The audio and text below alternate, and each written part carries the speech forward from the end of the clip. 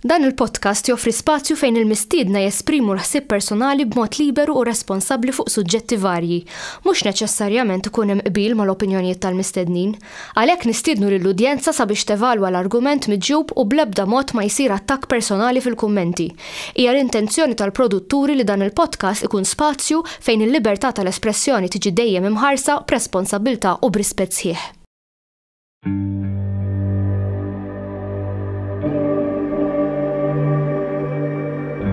Perhaps we need some outside universal threat to make us recognize this common bound.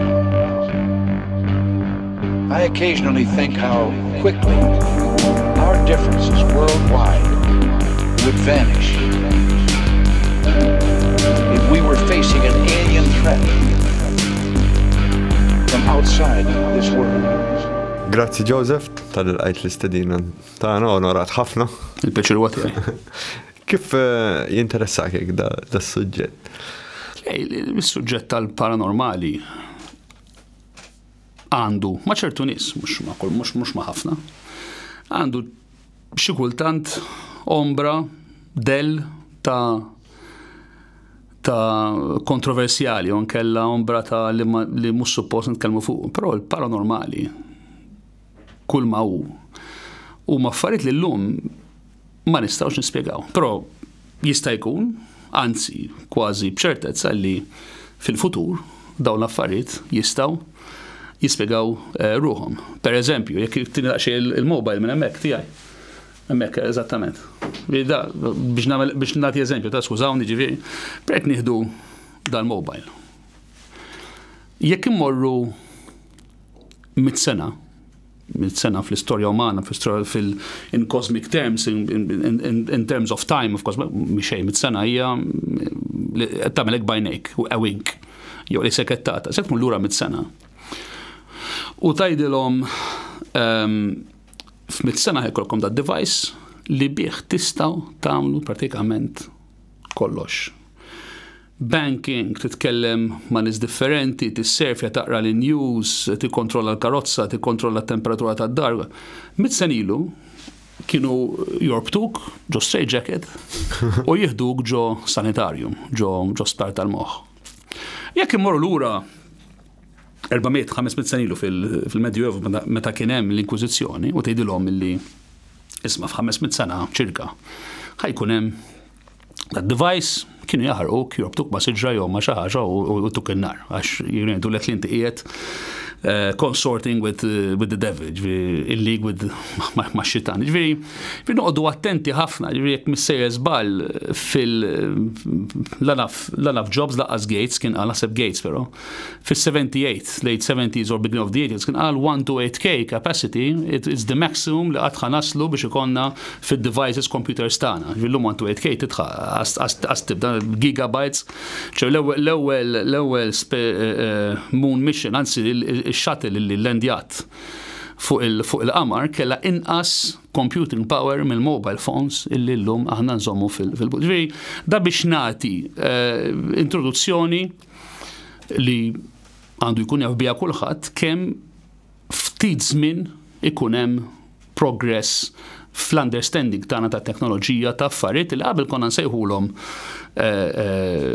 paranormali u impossibbli llum mhux biss huma paranormali u mhux impossibbli huma affarijiet li qed ngħixu bihom kuljum. Jiġifieri u kien suġġett jiena trawwimt id-La Salle College u jien kont daqsxejn stramp, somadni stramp. Però kont daqsxejn stramp bħala tifel xi kultant għalkemm kont sportiv, kont nilgħab basketball, football, athletics. Forsi mhux stramp inti, forsi d-dinja stramba li bħalma nara ħajjin. Le, ma ġieli kont, speċjalment fix-xitwa meta kien tagħmel ix-xita kont imur fil-library u bdejt naqra kellhom fl-iskola La Salle kellhom ħafna affarijiet fuq il-kotba fuq il-ghost stories, paranormali, u kellhom affarijiet li ktejjeb skużani, kotba fuq dawn l-affarijiet, propri fuq il-paranormali, ġifieri ma kien hemm xejn ħażin ġo fihom, però illi fuq kotba li kienu jirrigward il-voodoo, ċertu affarijiet, li kien spiċċaw f'dik library ma nafx imma niftakar hemmhekk beda kollox.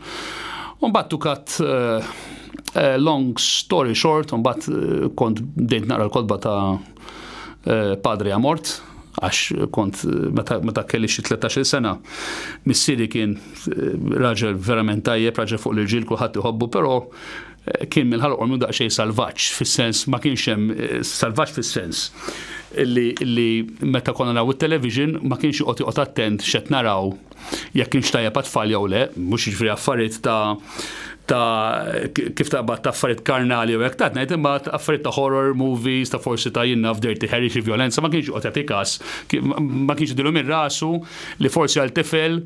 U dak iż-żmien kont kien hemm il-film The Exorcist li kien fuq it-television, naħseb kien bit-Taljan, bit-Taljan żgur kien anzi x'aħna dak bir-raj. U missieri ma kien impressjonaħ xejn, kien niftakru jkun il-ġelat, jisu u dik qed taqla il-remek ta' aħdar u jiena domt ma norqod xi 4 xhur waħdi fil. U mbagħad meta tikber insejt kemm kelli żmien ma kellix iktar 10 snin żgur għax niftakar li konna n-naxxar meta konna ngħixu hemmhekk fejn Charles Butcher u hemmhekk tlaqna fl-88 jew fl-89 jekk mister żball. Allura jintwil fis-78 jiġifieri bil-fors mhux iktar minn 10 snin forsi kelli 8-7 nsejt. Mbagħad meta bdejt nikber u dal-film kien impressjonani tħalt fis-suġġett għax dejjem inħobb nagħmel ir-riċerka, nħobb nidħol f'affarijiet li jogħġbuni. Jekk joġobni l-imbit li jiena llum tista' tgħid iffissat fl-imbit. Iffissat fl-imbit mhux fis-sens qed nixrob kuljum, ma ġieli għaddu 4 xhur, 3 xhur ma nixrobx għax meta nkanta I'm a teetotaler, ma nikkonsumax alkoħol jew ftit li xejn. Però hija ġo grupp ta' ħbieb li qegħdin tajt li ħafna illi meta nixorbu l-imbit mhux biex niskrumma nikkumparaw it-tasting notes, naqra badħalt f'assoċjazzjoni ta' St. Emilion grazzi għal Michael Tabone li nsellimna allura jiena daqsxejn hekk meta toġobni xi ħaġa. Tkabbar l-emba wkoll? Kif? Tkabbar l-emba. Le, nixtieq kelli fejn, ma di spazju, le. Però nidħol fid-dettall ta' ċertu affarijiet. U l-istess dal-paranormali, rrid inkun naf x'inhu ma what are ghosts, what are poltergeists, dawx minn fejn ġejjin, x'inhu ma l-istorja tagħhom. Meta mbagħad qed imur ħafna snin issa, meta bdejtu mbagħad naqra u nitgħallem meta tallimt li fil-fatt il-storja biex nibda minnu dal-film klassiku inkredibbli The Exorcist li kien ibbażat propju fuq storja veru, però kien tifel mhux tifla. Tifel ejwa. L-Amerika mhux Mbagħad dħalt f'Padri Amort li huwa wieħed mill-eżorċisti The Pope's Exorcist, m'għandux jaqsam xejn mal-film li ħarġ ta' Russell Crowe li Russell Crowe jien nadurah, però il-film mhux tajjeb, mhijiex portrayal tajba ta' xiġri waqt eżorċiżmu, minn tħol ħafna fid-dettall dak inħalli għall-assissin u għall-eżorċisti propri li jistgħu jispjegaw ħafna ħjar minni. Però bħal anka fil-każ pereżempju tal-ngħidlek tal-UFO sightings, l-eżorċisti stess, il-Knisja stess tgħidlek illi il-persentaġġ ta' possessjoni demoniċi li jkunu daveru huma minimi, 1%, 2%. Imma qegħdin hemm. Hemm issa jiena dejjem napproċċa dal-affarijiet b'ċertu sens ta' xettiċiżmu enormi. Però hemm affarijiet dokumentati. Anka reċentament insejt ismu fuq YouTube bat forsi nibatulek wara. Konsibtu fuq YouTube u mbagħad xejt li ktibt tiegħu fuq psikoloġist Amerikan, missier żball Harvard educated, jew Stanford, one of the top, insomma, Ivy League ħanejdu hekk, fejn dan iddokumenta ma' tim ta' tobba oħra, eżorċismu speċifiku li ġara għandu ħaj, li da m'ilux ħafna żmien, fejn jidħol f'ċertu dettal u f'ċertu dokumentazzjoni li kważi tajt imma x'inhu dal-fenomenu. Fimt issa mhux qed ngħid isma' ma jemmejx nirrispetta kull opinjoni. Jekk hemm xi ħaġa l-iktar iddejjaqni apparti l-ipokrizija hija il-fanatiċiżmu. Il-fanatiċiżmu jista' jkun fanatiċiżmu fil-reliġjon, jista' jkun fl-Islam, fil-Kristjanità, f'kull divers fil-politika, meta bidem ikun fanatiku jiena ma tantx għandi żmien għalih. Ġifieri, però u li tfisser ma tkunx fanatiku huwa li tagħti ċans paċenzja, b'solidarjetà, b'ċertu empatija wkoll l-opinjonijiet tal-oħrajn illi jista' jkunu diverġenti jew differenti minn tiegħek. Ma ovvjament jiena fil-paranormali il-fatt huwa aħna kol ngħixu f'dar innaxxar daqsxejn stramba li kienet fej St. Lucy Street daqsxejn il-ġewwa aktar minn Charles Butcher fej mhux il-bottom il-Knisja. U hemm niftakar nitkellem ma' xi ħadd li kien jgħix innaxxar ukoll. Jekk issir żball pilota da, però mhux se nsemmih bismu għax marix li ma jkunx u ndaħlu fil-kawla ta' xejn. Però jekk niftakar sewwa u xi nies oħra kienu qaluli meta kienu għadhom żgħar. Il-familja tagħhom kienu jgħidulhom meta tgħaddu minn dik quddiem dik id-dar aqsmu triq tgħaddu magħrufa ġifieri. Ek tawni x'nifhem. Però kif taqbattajt, jina konta għadni żgħir, kien hemm ħafna bdejt konta qabel meta konna offert. Kien hemm ħafna avvenimenti li ġraw. Per eżempju, meta ommi konfermat ftit ilu, meta kienet ħallina ma' ħabiba tagħha, kienet tgħidilha meta tiġi lura jiena f'did dar ma nerġax noqgħod waħdi ma' tfal. Kienet esperjenza ġifier. Kien jiġru affarijiet strambi. Però xejn li nistrajt 100% li niftakar preċeċin kont għadni żgħir. U meta għadek żgħir memorja, pereżempju għandi memorja illi minix xert illi ġara eżatt, però għandi memorja fejn niftakar darba kon ngħidlek qabel it-siju tiegħi qed jgħid li kont qed jien fil-karma tiegħda ngħidu 83, ġifieri kien 5 snin ġifieri mmur lura. Jew forsi 84 ma sebejti trasab hija ma kienx għadu twieled. U dak jgħid li Joseph jiena ħrixt ekban ma jitaw. Għalli kien jitaw minn hemm isfel. Kien hemm beda jisma' xi ħsejjes fil-toilet li kien eżattament ma l-intrata fuq ix-xelluk u daw li jintafaw u jixel jekk niftakar sewwa però, ġifieri da mhux qed ngħid li ġarek 100% mek mis-sejjer żball kien qed ġraddi. U jiena għedlu għax konna mdorrin f'dik id-dar b'daw il-quirks, għetlu t-siet, nitlu nordu dak jgħaddi waħdu. Vijax, met inti tikber fost daw l-affar. Ma kienx hemm xejn ma kien hemm xejn ta' avveniment ta' xi violenza, jew kellha ta' affarijiet li klamorużi, ma kien hemm ifhem id-dar kellha xi 600 sena mhux 700 sena, kienet dar ta' Gran Mastru, kienet mortuarju, kienet skola, kienet x'kienet dar kbira, kemm anke ballroom ġo fiha niftakar ballroom żejra ma ballroom. Kienet xiktar, kienet mużew, kienet ħafna affarijiet id-dar. Ġieli rajtu xi dwalek? Dwal qatt. Le, dwal għatma esperienzajt, dwal... Xieħsejs bħal boċċi, tiftakarnu dak il-boċċi ta' meta konna nazar? Le, li kon niftakar darba, jek niftakar sewa da fit-foliti. Emma fertoħra nitkellem iktar dwarhom iktar tard li ġraw reċentament, insomma, fl-aħħar snin, però li niftakar per esempio ngħidu Rosario darba u kien hemm grandfather clock u mhux waqt il-Rosario biss il-verità, ġin tidher ma tinġgħu nsemmu reliġjon mhux il-każ, ma però tismagħhom waqt Rosario pereżempju għaliex waqt tid Rosario ikun hemm kalma d-dar, m'hemmx radios, m'hemmx televisions, mhix ewlien, kulħadd miġbur hemm kalma. U kon nisimgħu grief ġej minna ħatar arloġ da grandfather clock, grief ġraħad d-freħet sejjerek. U għombi ovvjament dak iż-żmien jekk insir żball kien issuspettat li kienu ġrieden, kien ġabet dak iż-żmien il-pest exterminators dak iż-żmien, kienu żarmaw u ċekkja isma' ma tinsibu xejn.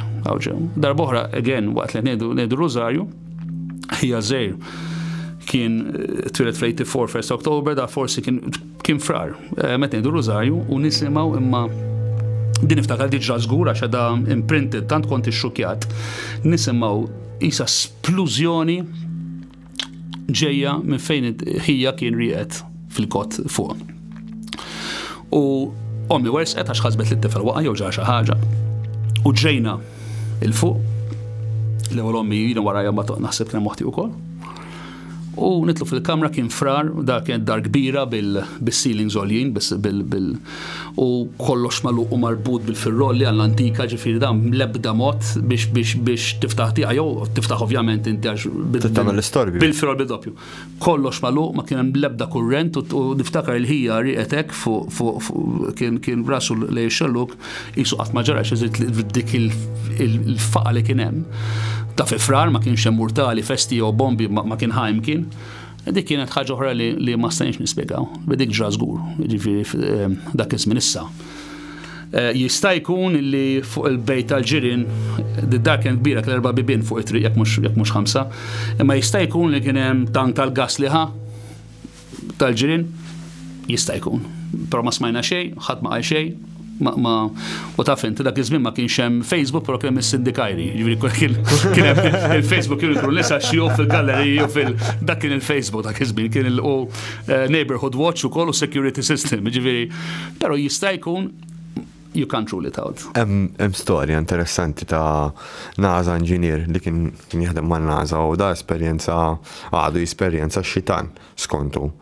U jien ma nemmenx li xitan nemmen xi ħaġa oħra, nemmen li huwa poltergeist. U daqs li kieku daħal jisu trak ġoddar tiegħu qal. Ġifieri storbju kbir. Pa' esplużjoni jekk jispjegaħħa.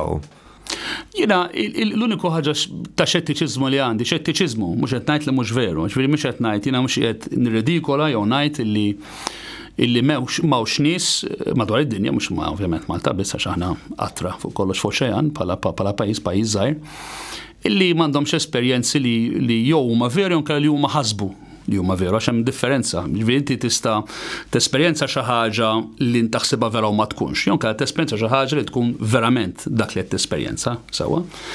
Però il-problema li għandi jiena jiena għamilt riċerka u għamilt meta tisma' eżorċisti Amerikani, Ingliżi jew ikunu xi jkunu. U jgħidulek dil-persuna inqatet mill-art u televa ruħa weħeda mingħajr. Iva m'hemmx video wieħed, iva m'hemmx tajli minħabba l-identità, imma l-identità llum bil-video ma tistax toskura u mhux qed ngħid li ma ġrawx, jew ma għext biżżejjed, dort pajjiżi biżżejjed u esperjenzajt biżżejjed nies illi hemm 100% affarijiet li aħna llum bil-means tagħna, bil-metodoloġija li għandna ma nistgħux nispjegaw. Dik żgur, ġifieri. U l-fiżika tajlek isma' llum qed nitkellmu xjentisti qed jgħidu pereżempju fuq il-parallel universes, fuq other dimensions. Ġifieri llum daw theoretical physicists qed iżammuhom, mhux ġifieri quacks, ġifieri jekk taqra ċertu kodba jiena ħankun ċar, jiena ignorant li naqra ħafna. Ġifieri jiena dak it-tip ta' bniedem li nkollu naqra jew nisma' dokumentari, però żgur li hemm affarijiet li aħna però meta nisma' eżorċisti li jgħidu point blank, isma' dik inqatat mill-art u bdiet tiflowtja fuq is-sodda mingħajr l-ebda. Ja, allura possibbli llum 2023 m'hemmx mobile wieħed li likja, fimt? Kif pereżempju ġie likjat illum illi għandna UFOs, mhijiex iktar spekulazzjoni, illum hija għandek X l-għana F-16 u F-18 Hornet, F-18 fuq l-USS Nimitz, illi dan mar on the record, video and audio, bil-tracking oriġinali tar-radar, fejn qed jittrackjaw unidentified flying object. Il-biraħ ħareġ tal-Eurofighter ta' dik għandna ma rajtux. Kienu ilhom 40 sena ma jwaqqgħu ajruplan l-Ingliżi u l-Eurofighter kien intbagħat is-Sirja għax kien hemm menace drone bdew jgħidulu għax beda joħloq problemi. Bħal met joħroq problemi il-UFO li hemm bħalissa fil-Palestina, ma nafx jekk rajtux ukoll. Ma rajtx. Mela, dal-Eurofighter intbagħat għax beda ikisserla l-momenti, mhux ikisserla l-momenti, ikisser it-teknoloġija. Jiddiżejbili t-teknoloġija tal-momenti. Temmek ġewwa s-Sirja. U dal-Eurofighter waqqa dan id-dome UFO qed isejħulu. Issa, mill-lider il-Palestina tiġri l-istess hemm xi UFO. Il-Eurofighter inixxu jolqotu jissu. Għax huma tewaqgħu dawk il-UFOs li jkunu bil-payload biss. Mhux li ma jkollhomx payload ma xorta waqqgħuhom. Tal-USS Nimitz li hija konfermata, ġifieri m'hemm l-ebda xjentista, m'hemm l-ebda fiġista li qal li din hija hoax jew din mhux verġa' fuq kollox hija release uffiċjali mill-lana fil-Navy jew l-Armata Amerikana, one of the two.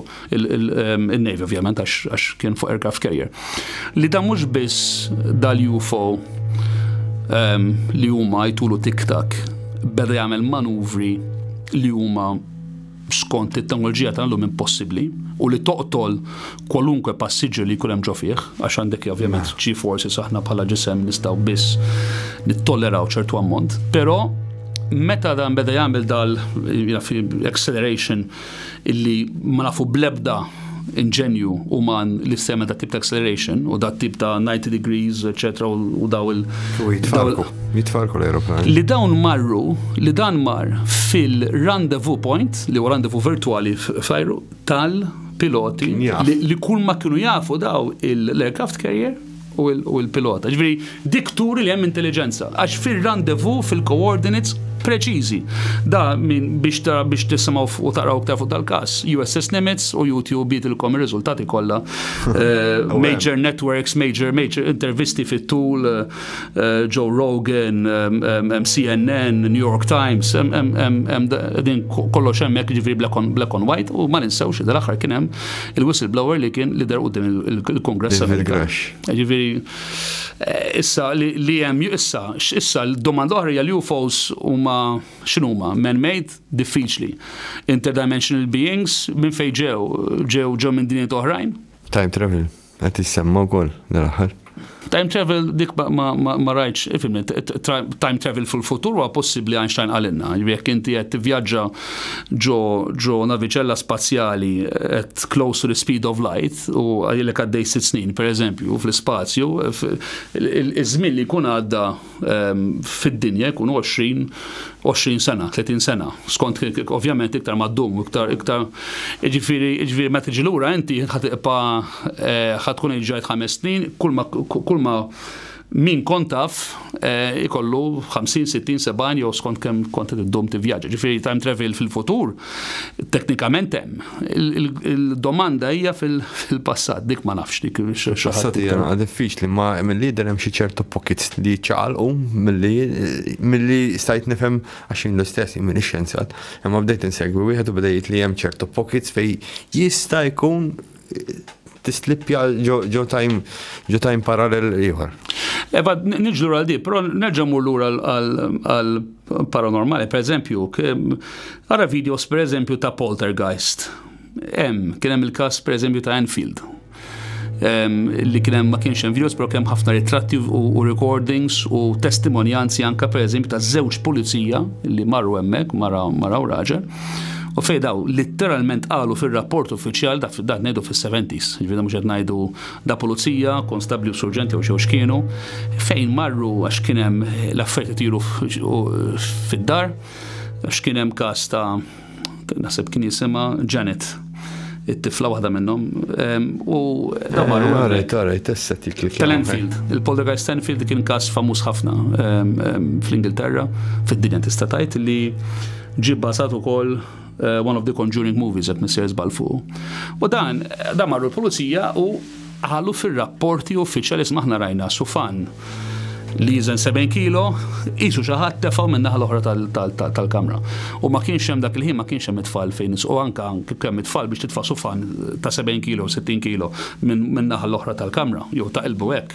Issa, għax ma tkun hemm jgħidlek imma kien hemm ukoll biex jiena studjat ħafna tal-każ, rajt ħafna kotba, rajt dokumentarji, kien hemm inqal li it-tfal ammettew li bdew xi kultant jilagħbu u mhux ovvja daw tfal, jekk inti għandek fenomenu u għandek l-attenzjoni, jista' jkun li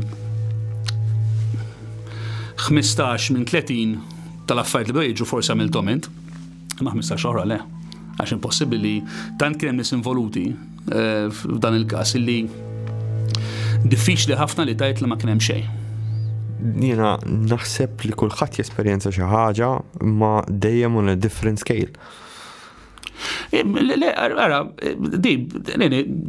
inġib eżempju mill-atleti. Sewa. Federer, Djokovic li għabu tennis kemm għandna fid-dinja. M'hawn xelf, wieħed nejn trak il-level. Għaw kemm hawn biljuni, 8 biljuni. 8 biljun ruħ. 8 biljun ruħ. Ġifieri 2 trak il-level. Għaxem 2 biss, minn 8 biljon, għara xod zandek ġiviri, perċentwal kważi negligenti. Ma ma jfissirx li mux id-din hemmhekk. Nieħdu fil-futbol, kemm għandna Messi? kemm għandna Cristiano Ronaldo. Ma jfissirx li għaxaw 6 at any given moment minn 8 biljuni qed ngħidu u futbol labu ħafna iktar minn tennis. Ma jfissirx ma jeżistux Cristiano Ronaldo u Messi kella il-vuċi operistiċi bħal tiegħi ma jikbrux fuq is-siġar. Rari. Le, huma rari. Hemm vuċijiet kwaħt għandu vuċi, mhux kwaħt jista' jkanta opera idum 3 sigħat, 4 sigħat, kunċert waħda wara l-oħra, ma jfissirx ma jeżistux għax rari. Jiġifieri jien nemmen ukoll illi nerġa' nirrepeti ħafna mill-issues tal-paranormali huma affarijiet li llum ma nistgħux nispjegaw. Farfett tal-lejl. Kif jara farfett tal-lejl? Farfett tal-lejl għandu sonar system u jitfa' ċertu echoes, il-moħħ jinterpretom billi literalment ipinġi jisu diagramma biex u jevita. U vera fast. U vera fast. Den fil, echolocation, l-istess ħaġa.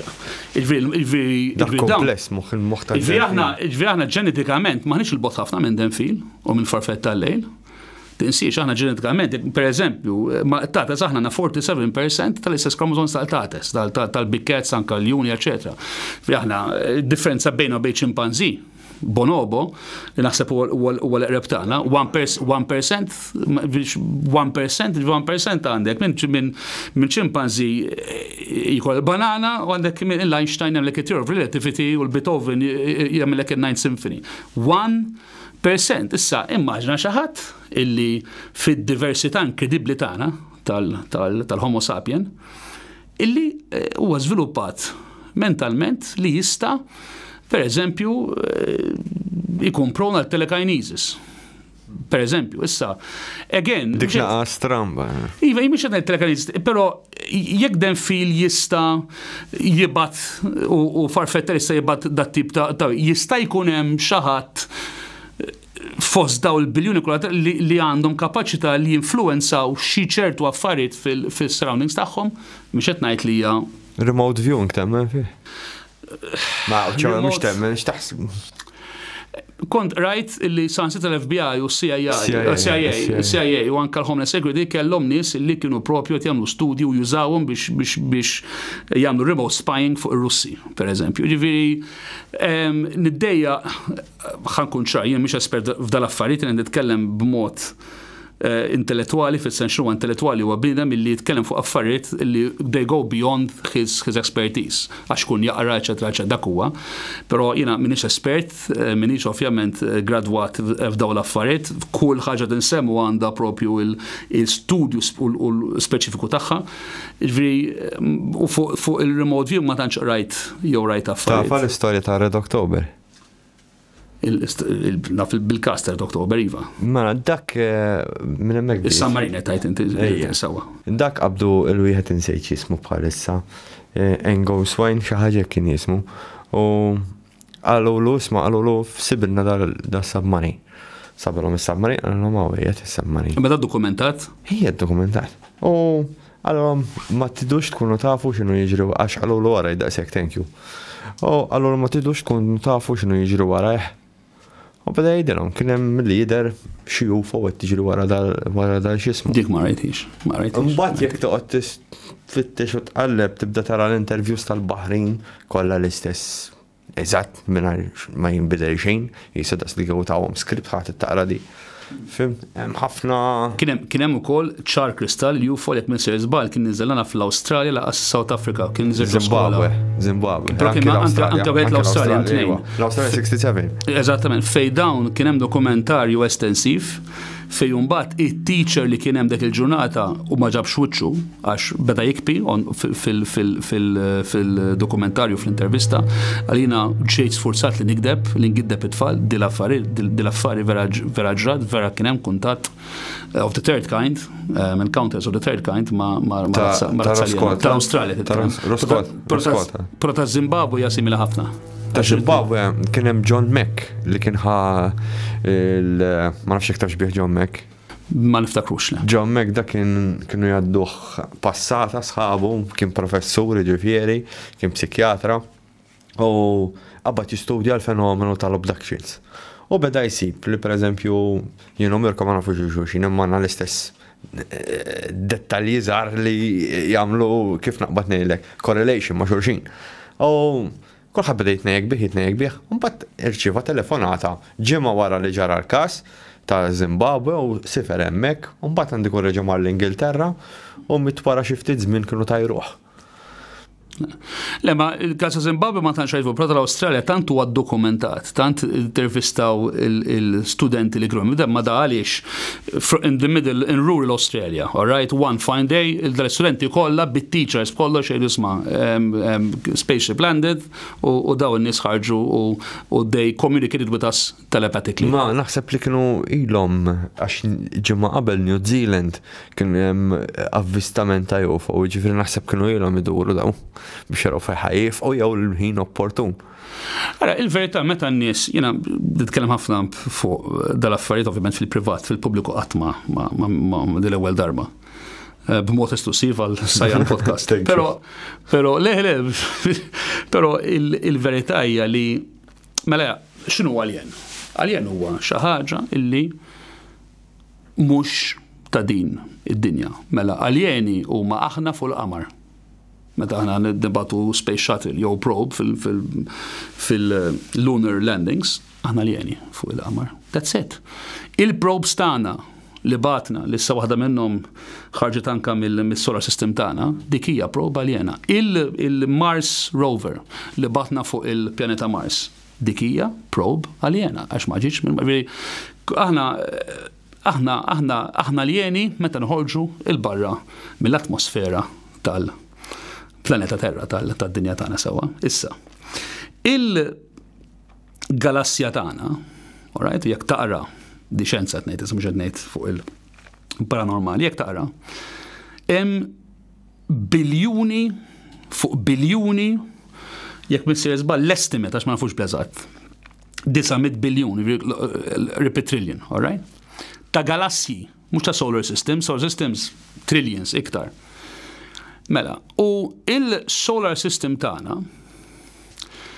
bi-speed ta' 825,000 approximately kilometers per hour, għara xi speed qed ngħidu, idum 230 miljun sena, mhux 230 sena, 230 miljun sena biex jagħmel orbit wieħed tal-galassja tagħna.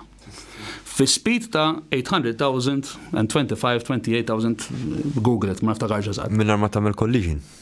Le, Iva, għax ovvjament, għax il-collisions jow, ma fiex ma sawx jiġru, għax ġraw, jidru u jiġru, pero inti għax inti kollox tidur fl-istess ħin, ġifieri teknikament mill-ignoranza tiegħi ġen repeti il-collisions li kellhom isiru diġà forsi saru, pero again, pero Iva, però ġili rajt li ħajkun hemm ma nafx 500 miljun sena oħra ħajkun hemm collision tal-galassja tagħna pereżempju, però insomma din se tħolġu fiha għax m'hawnx biżżejjed. Però fuq din żgur illi aħna mela aħna nduru max-xemx. Mela aħna dorna għala kemm il-darba in 365 days f'sena aħna nduru nagħmlu one rotation. Ix-xemx rotations mal-galassja kemm il hemmhekk ix-xemx biljuni ta' snin. 20 darba għamlet ta' dik il-rotation. Dan din hija fatt xjentifiku mhux ngħid ġifieri nivvinta minn kemm ilha x-xemx. Ġifieri ara kemm iddum meta 800,000 kilometers an hour bħala solar system tagħna biex nagħmlu orbit, mhux l-univers ovvjament, tal-galassja. Tal-galassja. Sa-galassja, possibbli dawn il-pjaneti kollha, all right, dawn ix-xmux kollha inħalqu biss għalina. Jista' jkun li nħalqu bis-salina. Li anke jekk l-evenjenza tal-possibilità ta' ħajja aħna carbon-based life sewa. Imma anke l-evenjenza, anke jekk l-evenjenza the odds li aħna li jkun hemm intelligent life, li ddum biżżejjed biex tħalli mark fl-univers, sewa li jkun hemm technological mark tagħha. Hija 0.000 teqpa' nieżel xorta fil-kumpless tal-univers. Dawk jifsarfu f'eluf ta' ċivilizzazzjonijiet.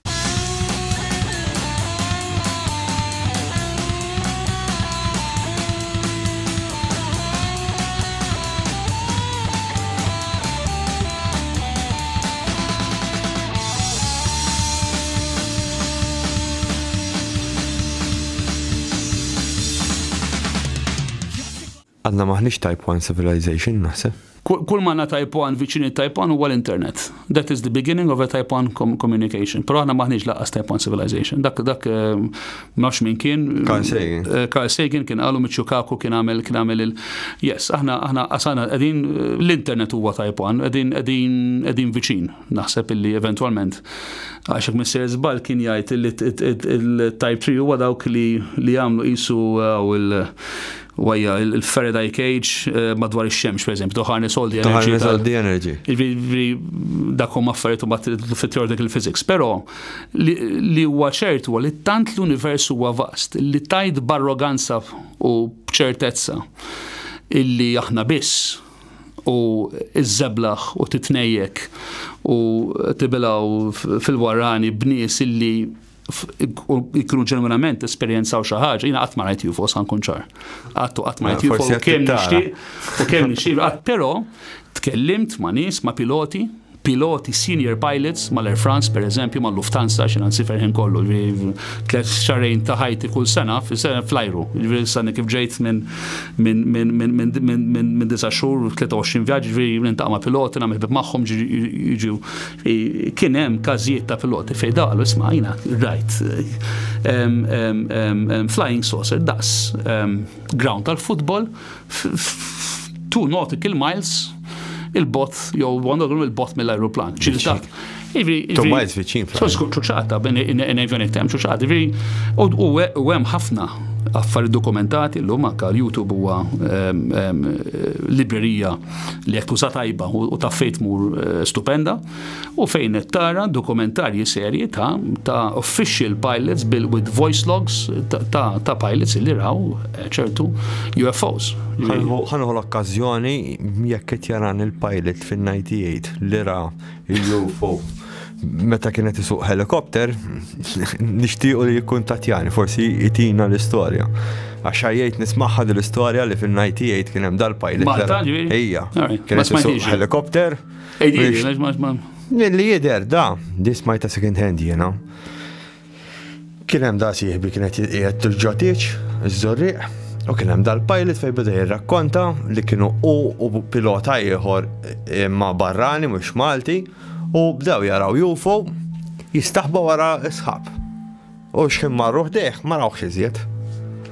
Yani UFO stantem jina lija, this is now a foregone conclusion that there are unidentified flying objects. Issa, mhix qed ngħid illi kull UFO li wieħed jara huwa alien li ġie le, qed ngħid illi 2% tal-sightings tal-UFOs minn nies professjonisti, minn pilots, militari, fighter pilots, pulizija, soldati, meta jiġu rapportati minn dat tip ta' nies li għandhom training biex ikunu jafu josservaw ċertu affarijiet, iva huma inspjegabbli. Infakru, u dan mhux suġġett li huwa ġdid. Jekk wieħed jiena qed nixjieħ, trid fis-78, fin-1990 niftakar qisu l-bieraħ u naħseb hemm snippet tiegħu fuq YouTube ukoll. Porta Porta ta' Bruno Vespa. Lallu. Porta Porta Bruno Vespa huwa Bruno Vespa ġurnalist prim Taljan, serissimu, da mhux xi ħadd li xi kuku. Milli kien hemm programm sħiħ fuq il-ovni għax huma jgħidulhom oġġetti volanti non identifikabili fuq l-ovni tal-Belġum, li ġara l-Belġum. Fejn kellek 900 ruħ ta' ċivili, pulizija, militari, kien hemm fighter jets ġew scrambled, radar logs fuq da triangle shaped object illi il-hit li bdew jieħdu minn fuq dak il-ġifieri meta. Anka ritratti hemm jew da. Kien literalment triangle iswed u borb fiċ-ċentru. Il-ritratt huwa questionable. Imma għax rajtu ritratt imma jien mhux jien qed ngħid li huwa questionable li jgħidu questionable. Hemm wieħed li huwa konfermat. Dan insomma. And it's fizzy. It's hazy mhux fizzy, skużani. It's hazy mhux qed ma wieħed jidher ifhem. Le, da jidher let's take an emotion da fin-1990, ma kienx it-teknoloġija ta' kameras mobile li għandna llum. Mirko, tajjeb jien biex nieħu video. Ngħidlek. Għax da għandu l-video, raħ il-video tiegħi. U jina sejjerek ġifieri nixxejkja l-kamera. U dal-aħħar qabbadni biex nixbed biċċa, għallint la kif qedtieli. Għalli l-iktar bnidem li ra UFOs u l-kamera. Imma dak il-ħitt li bdew jieħdu fuq dak tal-Belġium ġifieri meta beta ir-radar beta. Ir-radar ping meta jolqot il-dak. Ma kienx tagħmel sens għax l-oġġett kien deskritt bħala xi 50 feet, bej 70 to 50 feet. Imma l-ura bdew jieħdu 14-13 feet bħala daqs. Jiġifieri għalhekk ma bdewx jagħmluhom il-pilots, apparti minn dakinhar. Kien hemm rapport ieħor Franza ta' triangle, jiġifieri Belġium u Franza bil-karozza viġi naħseb wara meta għandek naviċella spazjali, però lemma f'dal każ daħal fih anke il-Commander in Chief tal-Air Force Belġa u mar on record. Saqsew da x'inhu? Qalulu rispondihom da bil-Franċiż, rispondihom jiena fluent fil-Franċiż nitkellmu u però hemm translation fuq YouTube se tmur tara ħaseb sal-lum fejn jirrispondihom fuq porta porta. Il-Commander in Chief tal-Air Force Belga. Alright, mhux qed ngħid ġifieri xi ħadd ġo kamra bit-tinfoil hat, alright? Ġifieri fejn qed jgħidilhom verissimu dal-każ huwa dokumentat batna scramble jets warajh.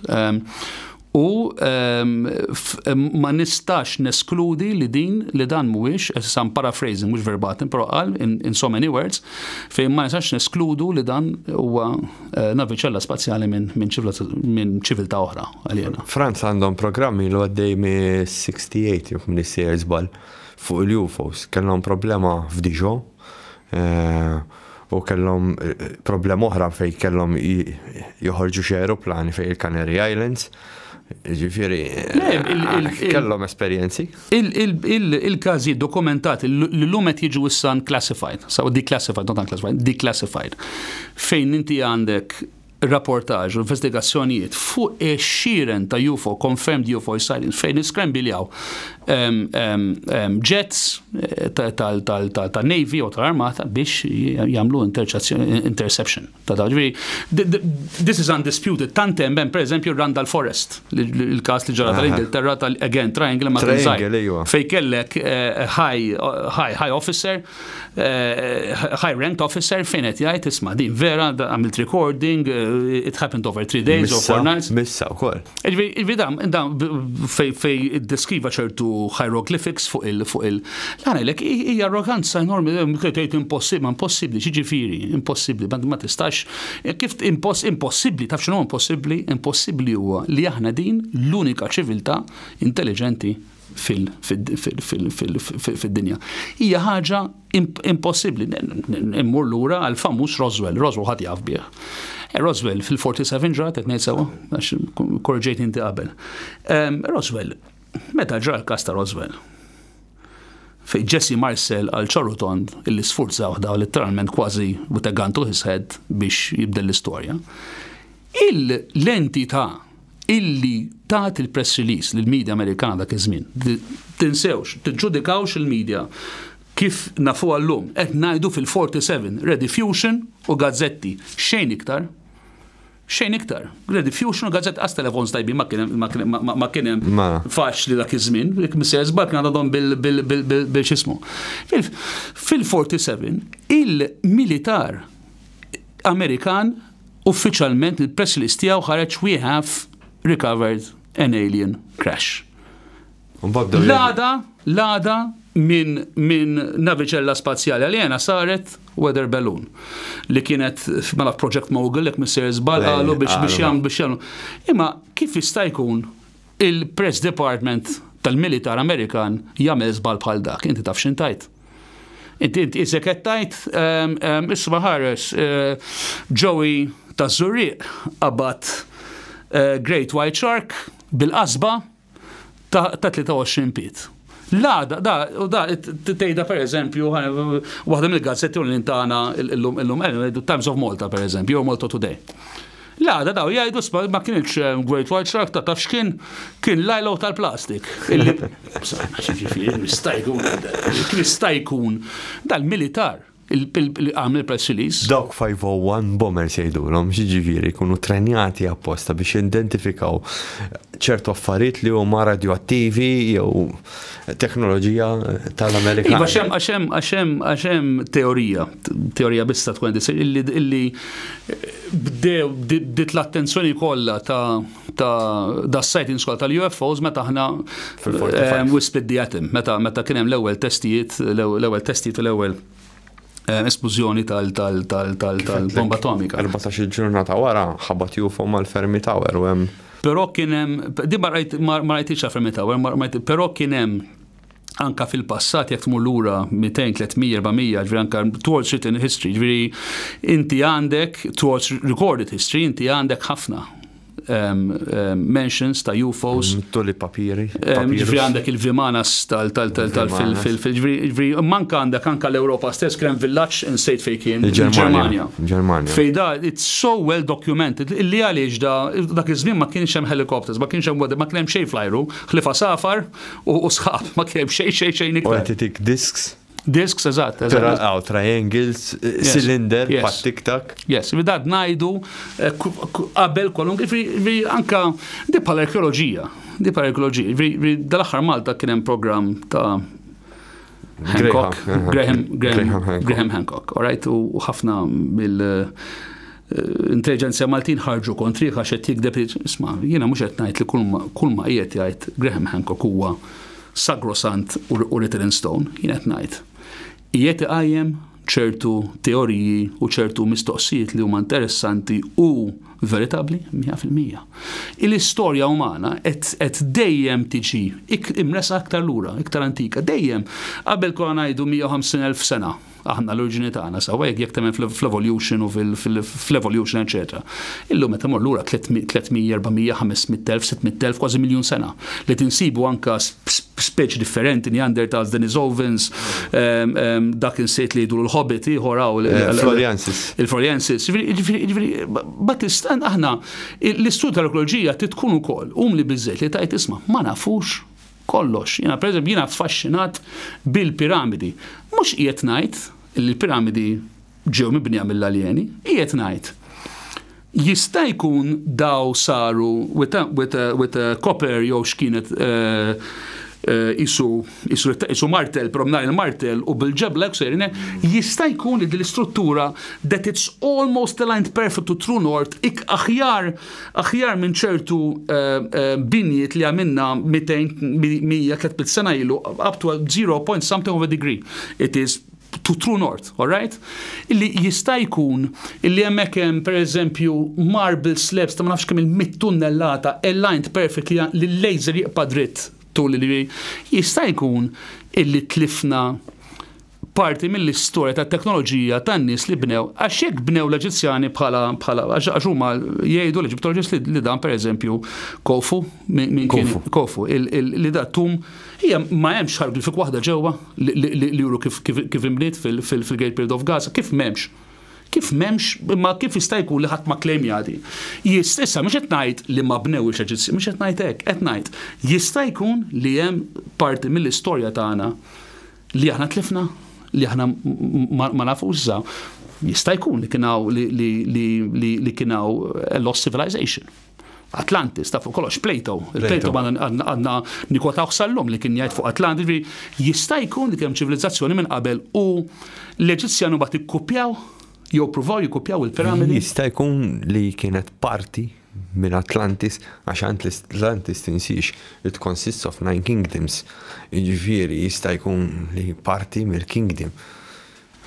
Hemm ħafna affarijiet illi da bħal oriġini tagħna ħadd ma jaf biċċert aħna kif ġejna. Issa aħna ġejna panspermja ġifieri kometa jew asteroida with organic matter li crashjat fil-primordial Earth u l-enzymes, il-microbes they interacted u fast forward 4-5 billion years ġejna aħna. L-ewwel kien hemm dak l-ġiminalija, mbagħad il-mushrooms u mbagħad għax ġejna mill-ilma teknikament, kollox ġie mill-ilma teknikament skont. Perivi, jew aħna forsi a bit of both. Creationism, aħna fir-reġjun tagħna x'ngħidu, ngħidu illi Alla għamel interazzjoni u ħala il-ħolqien. Fimt? Terraforming.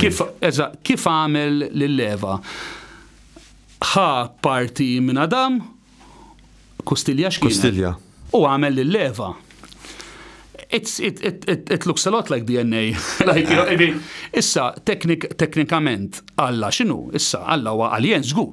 Mela alien ma jfissirx aħdar bajn eħbar, alien hija kwalunkwe ħaġa, jekk jiena nieħu dal-mobile fuq eżempju fuq Mars jew Venus jew Saturn jew Jupiter, dal-mobile hija xi ħaġa aljena. Alien kull ma tfisser ma jfissirx alien little green man bħaliti it goes home, alien jfisser xi ħaġa li mhijiex ta' delivery Alla huwa by definition alien, ovvjament, tidħol min jemmen fid-divin li huwa alien divin, li huwa entità divina, li huwa dak li inta kollox, però hemm ħafna similarities, anke pereżempju fit-Testament Antik ta' Ezekiel, fejn jispjega Chariots of Fire, dak ta' Rick Von Daniken. Issa nerġa' nirrepeti.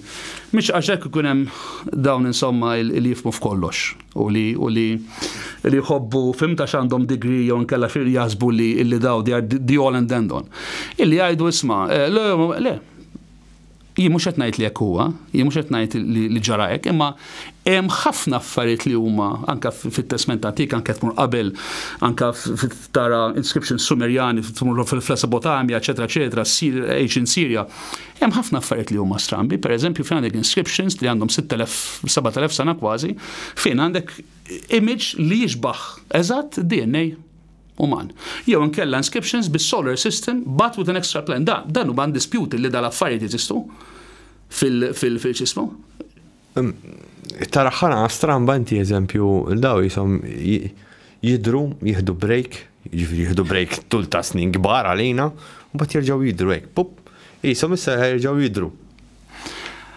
Jien naħseb li ma jifqu qatt. Għax arħana jlek jien, per eżempju, għandni kif ġej minn Kalifornja u l-flight wieħed biss kemm żewġ flights kien taħt 10 siegħa. U jien qed ma jekk hawn daqshekk nies jivvjaġġaw. Kif ma nix iktar rapporti hemm ħafna mind you. Però ma jekk toqgħod tagħti każ, inti kemm iddum tħares il-barra mit-tieqa ma tkun fuq flight. Waqt li tkun night flight iġiluk tala it-tieqa biex nies jordu. To adjust for the jet lag, for the time difference, etc. Ġifieri, inti as such, ġifieri l-uniċi nies illi qed jaraw x'nu jiġri u laqqasu marħin kollox huma jordu wkoll. Ftit nies forsi ma tantx nies li jafu, però speċjalment fil-long haul flights l-ajruplan jisifra waħdu. Ġifieri dan l-autopilot u l-piloti din hemmhekk bħala supervision bdew jorqdu, jieħdu ovvjament it-turns, jieħdu it-tliet differenti biex jekk hemm xi ħażina f'dix wieħed ma jmirdux it-tnejn, jew ġieli jkun hemm anke sa erba' skont kemm ikun bil-ajruplan. Imma il-verità meta jien kont saqsejtu mbagħad dal-pilot. Għetlu kif ma rapportajtux, ma dan tal-Lufthansa kien, in partikolar, ħarfu naħbi bar wara. Da kaptan, bed nejdu da, thousands of hours, 40 sena karriera, mux għed nejdu ġviri xaħad da kaptan tal-lu, għalix naħmel, għalmet t-ġennen, għalmet nejd baj, dan ilu 2014, nejd baj l-karriera li għamilt, ma tarax. Ġviri di modus operandi. Iġi rekodikolat, astja. Le, modus operandi kien li jek taraġax uqot kwiet. Titrapporta biss jekk taħseb illi hemm an immediate and present danger to the crew, to the craft. Il-piet u għatkwiet. Għax s-silum l-affert inbidlu, speċjalment minħabba il-revelazzjonijiet tal-USS Nimitz, tal-Kongress, issa ma diċ tabu, meta għandek New York Times, et tejċertu affarijiet u ħafna gazzetti oħrajn u ħafna media outlets oħrajn. Illum ma diċ tabu kif daskem kienet qabel imma ħafna żmien kien tabu kbir. Kif il-medja u Malta ma jirrapportawx? Dik il-problema għandi. Kif mhux qed iżommhom informati n-nies? Hija problematika l-ħaġa.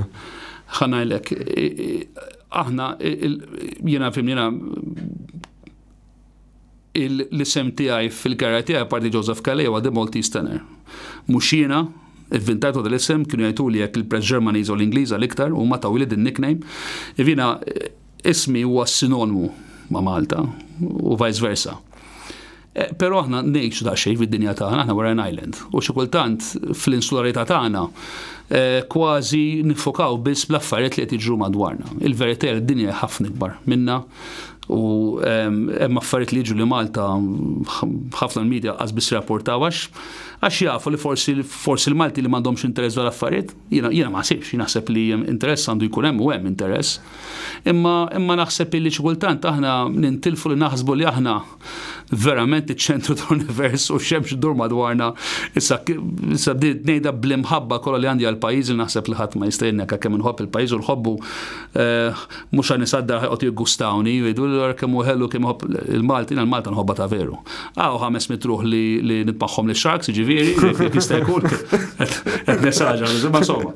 Però ġeneralment aħna nies tajba, nies ħabbrika, nies intelligenti, nies illi we're survivors, nafu kif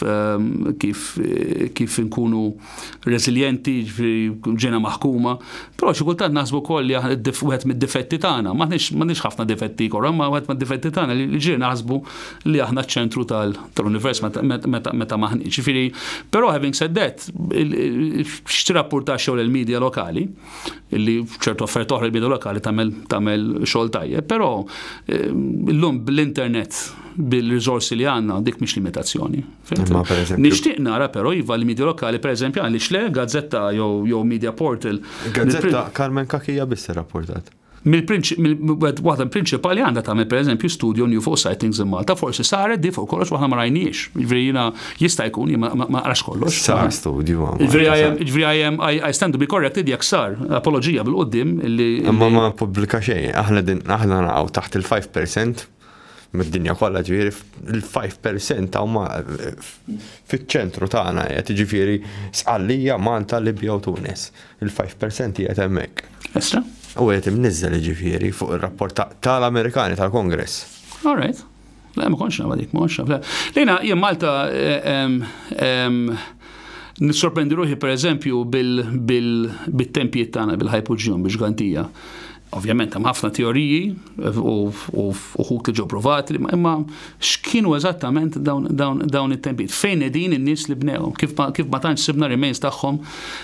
Kif ollew dawn għaġa tinsiex il-templi qed dak mhux komplu, dak waqa' parti minnu bidel. Għalkemm ridu jkunu nies. Ġifieri hemm ħafna mistoqsijiet illi jaffaxxinawni, ġifieri illi kemm nara kerem, meta tajt le, pereżempju għana ġemmur fuq il-piramidi dawn bdew hekk u with the ramp system u bdew with an unlimited number of slaves, ma jagħmilx sens. Hemm dokumentarju bellezza, The Revelation of the Pyramids, iddokumentat mill-attur Shakespearean Scotchiż Brian Cox. Mhux il-fiżiċista Brian Cox, l-attur, għax hemm tnejn bl-istess isem. Fejn dan ġabu il-perit li għamel il-Louvre, il-Piramid tal-Louvre. Ġab il-Pier Luigi Copat li ddiżinja il-Potsdamer Platz ġewwa Berlin. Da video audio interview fejn ġabu il-structural engineer tal-Millennium Bridge ġewwa Londra. Uħud ħafna nies oħra, nies b'reputazzjoni xi tilfu, nies u daw jittom id-dettalji, id-dimensjonijiet ta' ċertu affarijiet li hemm l-Eġittu, il-piramidi, ċertu sculptures, u dajdulu possibbli li dawn imbnew hekk. U da kollha kemm huma qalu le. Kif għamlu allura? Ma nafux. Jemma anka llum biex nagħmlu dak it-tip ta' binja bħal Great Pyramid of Jista' jkun kellna xi mix bħal konkos li intilfet maġri. M'għandux qasam konkos, dat ngħidu biss pereżempju biex tpoġġi u ġor dak it-tip ta' mela inti għandek fil-matematika għandek min ikun matematiku iktar minni għax jiena fil-matematika ma tantx jiena, però naf biżejjed illi nifhem x'qed naqra. Biex inti titlem fuq inti rampa biex ikollha degree li tkun forgiving biżejjed biex ittella tunnellati 20, 30, 40, 60 bit-tunnellata ta' bolda li tkun ċertu gradient li inti tista' tibbotta u tiġbed. Vjek tkun hekk impossibbli tibbotta tiġbed għandek bżonn pulley system, għandek bżonn cranes. Sewwa. Jiġifieri biex tagħmel dak it-tip ta' binja enormi, ir-rampa tkun ikbar mill-piramida. Fejn da rampa? Ivri, jekk neħħewa ma tkun hemm remnant tagħha. Dan ngħidu struttura. Għalhekk naħseb jiena għax inti għandek qiegħed sinjur fir-ramel. U l-ewwel nies li kienu jużaw il-mix huma Romani, jiġifieri għargem ilu. L-konkit tagħhom huwa aħjar minn tagħna. Eżatt, allura jista' jkun li daw kellhom xi mix li dak iż-żmien. U flok kienu jqogħdu jġorru l-ġebla, kienu jaġnu hemmhekk fil-post. Tagħmel iktar sens għax tifranka ħafna aktar. Ma kif tista' taġen u tagħmel meta jkun fis-saqaf? Shattering. Minn fuq ma nafx, Shattering. Minni, per eżempju, domanda oħra kien hemm wieħed mill-monumenti ta' Pharaoh. Li da bil-laser, with laser imaging, marru California għanċaħat li jagħmel da tip ta' skulturi tal-irħam, l-irħam huwa jbes ħafna, with laser u water pressure, etc. Baffert moderni. Dan għamel miżura biex jara jekkux il-wiċċ ta' wieħed mill-monumenti u simmetriku jew le. Mhux biss kien simmetriku, kien perfett, tantu hekk li jekk taqbad nofs il-wiċċ, tneħħi digitally nofs u tagħmel overlay jaqbel preċiż, eżatt. U dan jgħid on record f'da dokumentar dan biex ħadd with a reputation to lose laħwa, dan mhux ngħidu jien. Da menwili da anka b'artist bħal Leonardo, bħal kwalunkwe ġenju ieħor, with human hands alone, without machine intervention, this is impossible. Impossible, jgħida direttament. Għax il-human error, għax inti tidher simmetrika ġo għajnejk. Imma meta mbagħad kejjilha bil-laser preċiż ma tkunx. Di preċiż simmetrika li tagħmel li jekk taqbad naħa u tagħmel overlap dan l-oħra tiġi eżattament preċiżament taqbel fil-design tagħha. Ġifieri bħal CNC. CNC. Dak li gruvja l-ħadit u hekk kun tagħhom perfett. Tantem affarijiet li huma kribli. U fata hekk naħseb lejn l-aħħar irid nagħlaq bl-esperienza li kelli jiena. Mhux ta' UFO, però kont Covent Garden inkanta u kont ma' ex-tfajla tiegħi. U kelli 3 tiem bejn show ieħor kien is-sajf kważi Mejju trejn morru sa Cornwall, St. Ives. U kien bellezza. U tlaqna insu, insomma, wasanna 5 sigħat wara. U dal-post kien fuq Moonmaid fejn jagħmlu l-ġelat famuż ħafna Cornwall fis-Southwest tal-Ingilterra. U il-post tarbim li krejna li kien farmhouse sejra immens, forsi 2 bedrooms, John of Stala, parti mill-kompleksa del-farm. Dik kien literalment farm bil-baqar, eċetera, fejn jagħmlu dal. U insomma ċempilt il-landowner, krejda Airbnb, u ġiet il-qara, u jiena waqt nħorġ il-bagalli biex ninki l-ex-Friday saqsejta t-telesma bl-Ingliż how long has that farmhouse been haunted? U iddur fuq, di ma nafix il-persuna jena, vidi waħda mill-sidin, di ma nafix minn Adam, u ma tax minn jien. U iddur fuqi, who told you? Min għallek? U jgħidu, I was joking about the place. L-ex-fradiet tippanika di ġifiri, l-ex-fradiet Maltija, avukata ġifiri, u tikkorobara kull ma t-nejta u għek. Oh, għatli, because my sister will not go anywhere near that place because there's a piano, piano abjad, baby grand piano, and she swears that she hears it play by itself. On several times she won't go close to that, u għana ħammur mek nordu tlettilili. Pero jien dal-affarijiet jaffaxxinawni, ma jbeżawnix. Mhux hemm affarijiet li jbeżawni fil-ħajja, ma mhux qed ngħid li jisma' ma nibżamix bil-kuntrarju. Imma dal-affarijiet jaffaxxinawni għax twilittek. U tħanna insomma, kien ġurnata bellezza, la rieħ, la xita, la sħab, l-erba tal-ofsinar. U insomma, morna ħadna shower, biex noħorġu ftit St. Ives, niklu xi ħaġa insomma. U insomma jiena ħadd shower l-ewwel u nżilt isfel fil-ċina bejt xob ta' silma u fil-aħla ħitta tsawer li xobt. U tiġi l-ex-fala tiegħi ma warajja tiġi fejni u qudiemna kien hemm xkaffa. Daw skaffa bażika mingħajr ġifieri jew mhux xejdulhom il-kartelli, ġifieri open cabinet, ma kienx hemm laħġiex, ma kien hemm xejn, fuq żewġ hinges. U waqt jiena ħanpoġġi t-tazza, kien hemm salt dispenser għall-antika. Malta kienu ħafna minnhom dak tal-ħġieġ oħxon fejn tagħmel il-melħ u bil-kep tat-tinna u ta' ħadit irqiq fil-parti ta' fuq, screwable hekk insomma, skruta biex imbattala u tagħmel il-melħ. Dil-ħaġa, jiena qiegħed fil-xkaffa daw sawa ma xi tara, dil-ħaġa ittir minn fuq l-xkaffa. Jiena fini kważi 6 feet 3, right? Pjuttost twil u din ħaġa ttir hekk taħbad ma' sidri is-salt dispenser u taqa' mal-art. Jena tfajla jiena sirt gidi, il-mar l-ewwel uniku ħaġa sissa li nista' ngħid biċ-ċert illi m'hemmx spjegazzjoni għalih. Din 90 degrees, din mhux weqgħet fuqi, dik xkaffa daw.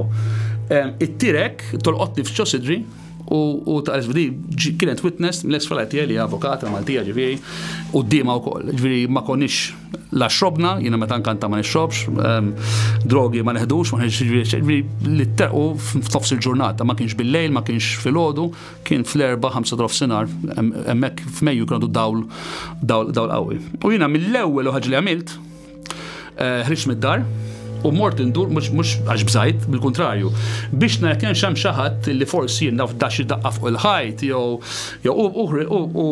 fin-naħa tal-Ċina fejn kemm din l-iskaffa kien hemm ħajt wiesa hekk poison ivy, ġifieri infestat, poison ivy crawler, bl-spikes madwar kol, it wasn't disturbed da daħseb 50, 60, 70, 80 sena.